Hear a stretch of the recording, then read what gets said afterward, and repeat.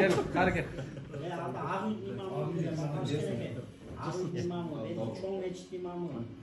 Boğaz bulacağız. Karı gel ver o da. Amin. Elhamdülillahi Rabbil alemin. Salatu vesselamu ala seyyidina Muhammed ve ala alihi ve sahbihi ecmaîn. Allahümme sıkıntı sıkıntı antamına tamına. Allahümme ya musarrif al-kulub musarrif kulubana ala taatik.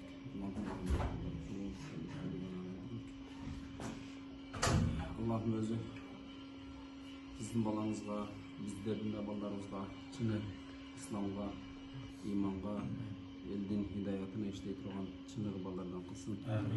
Ahiretlik dost bol жүрөyleyli. Allah talam bardığımızın yüreğimizde bir kılsın. Denemiz başka yerde olsa da daima yüreklerimiz. Allah da soğuk bir yüreğimizde dost bol жүрөyleyli. Qanday maksat olmasanız balamız andında жақсы ballardan olsun. Amin.